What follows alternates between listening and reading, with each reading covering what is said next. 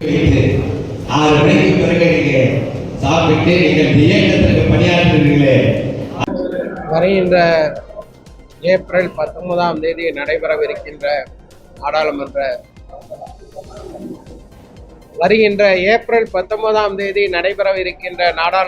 தேர்தலிலே தமிழ்நாட்டில் திராவிட முன்னேற்ற கழகத்தின் தலைமையிலான இந்தியா கூட்டணியை ஆதரித்து மனிதநேய மக்கள் கட்சியின் சார்பிலே எல்லா தொகுதிகளிலும் பரப்புரை கூட்டங்கள் நடைபெற்று வருகிறது.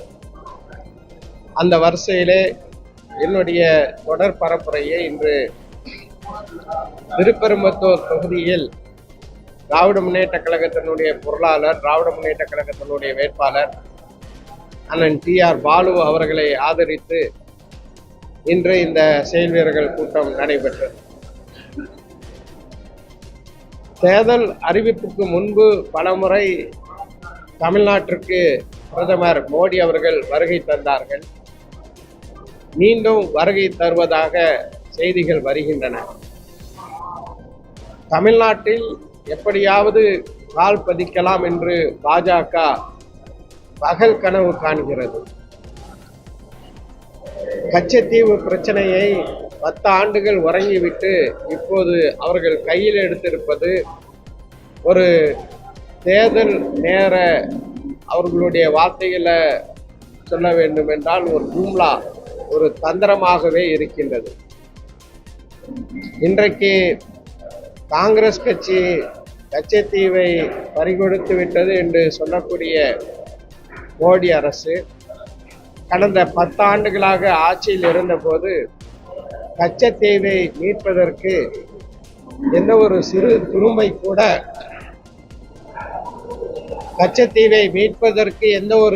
துரும்பை கூட அது போட்டதில்லை. இன்றைக்கு வெளிவந்திருக்கின்ற ஆங்கில தி ஹிந்து நாளிதழுடைய தலையங்கம் தெளிவான பல உண்மைகளை எடுத்துரைக்கின்றது.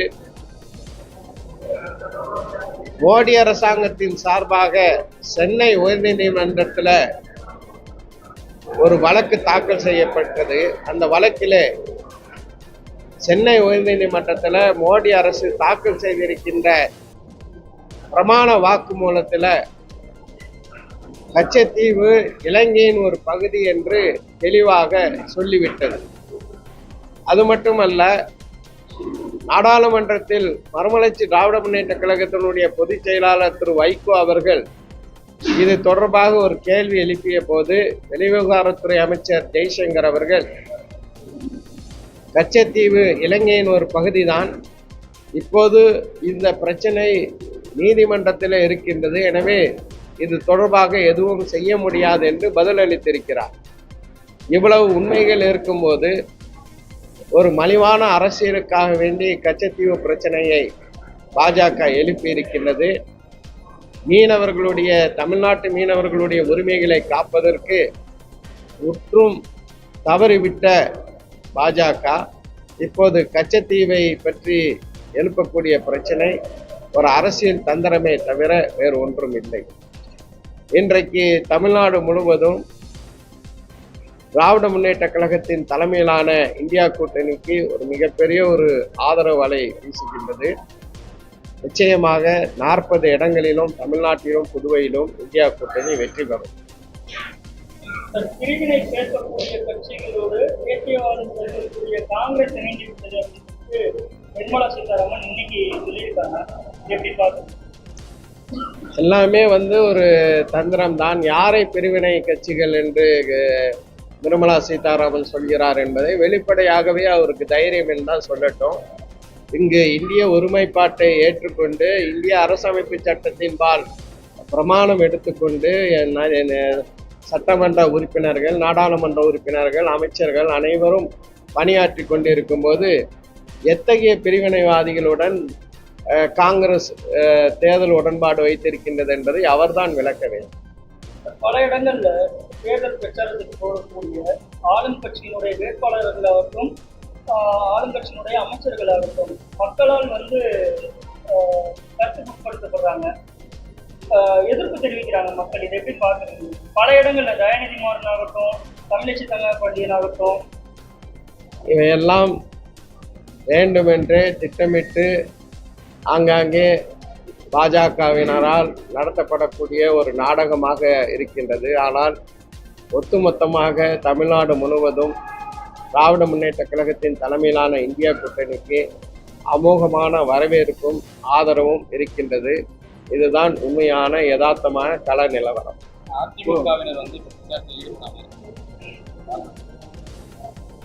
அதிமுகவினர் அவர்கள் கடந்த 10 ஆண்டுகளாக பாஜக செய்த அனைத்து விஷயங்களுக்கும், அதாவது மக்கள் விரோத அத்துணை பிரச்சனைகளுக்கும், சிஏஏ சட்டம் உட்பட அதற்கு உறுதுணையாக அவர்கள் இருந்தார்கள். இப்போது எதையாவது செய்து சிறுபான்மை மக்களுடைய வாக்குகளை பெறலாமா என்று ஒரு பகல் கனவு கண்டு எடப்பாடி பழனிசாமி அவர்கள் வலம் வருகிறார். நிச்சயமாக சிஏக்கு சட்டமாவதற்கு அதிமுக வாக்களித்ததை ஒருபோதும் மக்கள் மறக்க மாட்டார்கள்.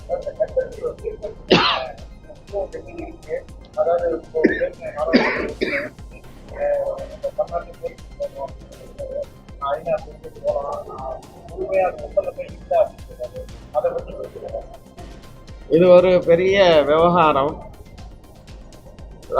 ராமநாதபுரம் ஜமீனுக்கு சொந்தமானதுதான் கச்சத்தீவு என்பதுதான் நம்முடைய இந்தியாவினுடைய நிலைப்பாடு.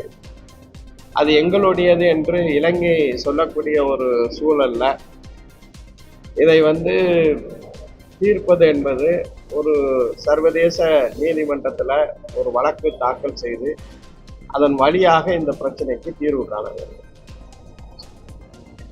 நன்றி.